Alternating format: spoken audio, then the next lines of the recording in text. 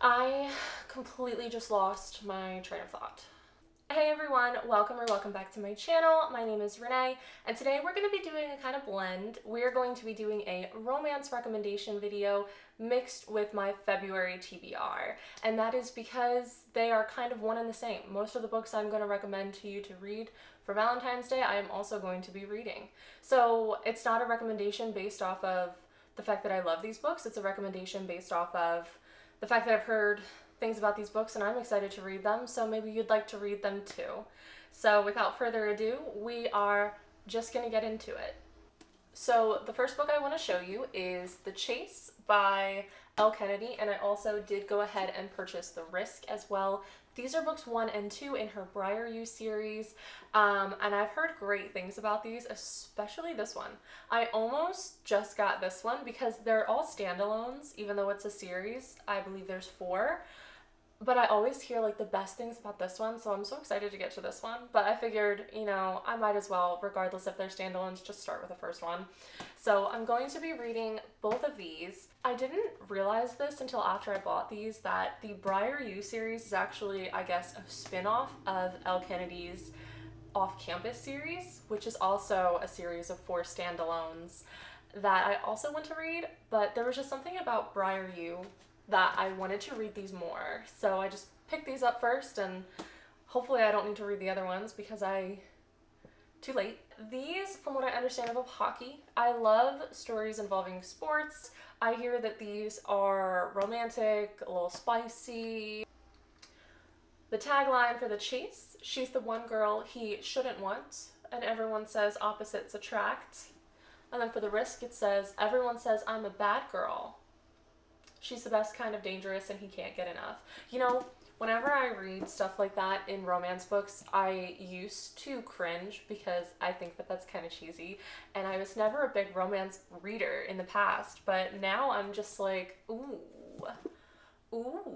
Like, I'm into it. I don't know what happened. I don't know what changed, but I'm so excited to read these. And I hope I love them. Next up, we have a good one. We have The One and Only From Blood and Ash by Jennifer L. Armentrout. This is a book that I have wanted to read for so long, and I decided February was the perfect time to read it because I do know there's a big romance in here. I do know it's very spicy. Everyone says it's hot. So we'll see. I've also heard that it's slow burn, and I'm slightly concerned about the slow burn, especially because it's a thick boy, but we're just going to get into it. I have heard so many great things about this, but I also have heard a couple negative things. I've literally seen reviews of people loving this book up until the very end, and then they suddenly rated it like 2 stars, and I'm like, what's going to happen? And I just don't really know anything. I literally have heard so much about this book and at the same time still know nothing. But it does say an unexpected fantasy perfect for fans of Sarah J. Maas.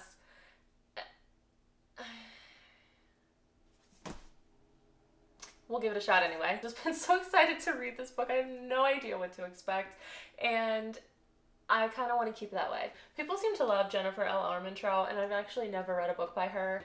I do believe the 3rd one is coming out relatively soon. A massive paper cut. Oh my god, how long have I been bleeding? How did I not notice this? Oh my god. I'm not gonna show you, but I'm not gonna show. I'm not gonna show you. We're just gonna ignore it. We're gonna ignore it for a little bit longer, like I guess I have been. I don't know whether to be upset or to laugh over this, because I somehow got a huge paper cut and bled, and then now there's blood on the bottom side of this book, the book called From Blood and Ash. I'm gonna try not to be upset because I literally just got this book yesterday and it's ruined. So you know what? I'm just gonna annotate it because then I wouldn't get rid of it anyway. It's mine. And the blood on it is also mine. So it's just gonna be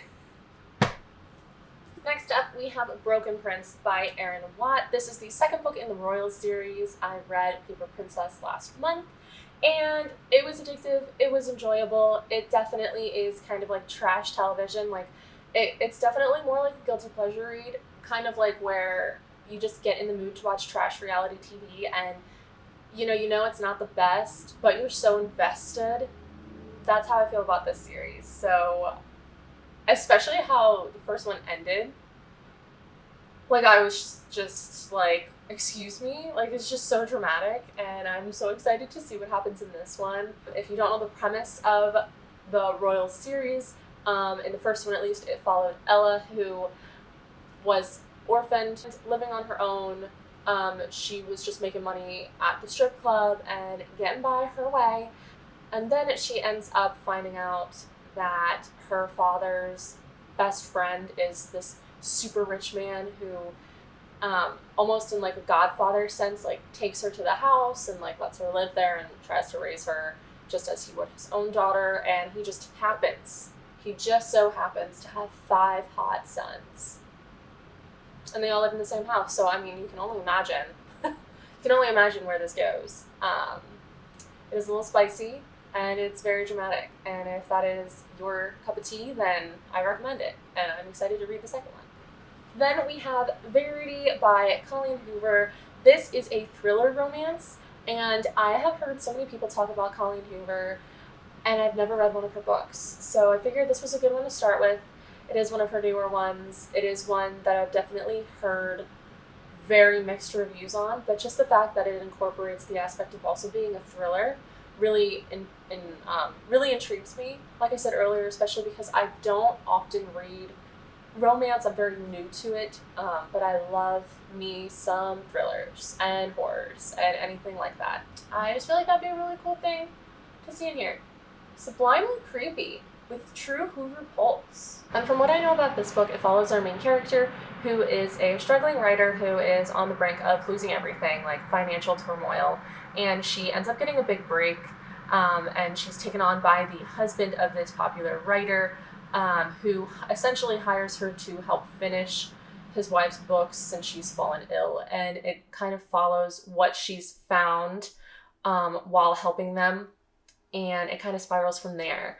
So it's definitely an interesting premise. I can't wait to see how the thriller aspect and the romance aspect mix together, and I hope I like it. I hope I like it as much as some people. I hope that this isn't a disappointment, so we will see. Then we're going to kind of switch it up and throw in a little manga. I actually don't have a lot of mixed media books on my TBR for this month, but I do have Waiting for Spring Volume 1.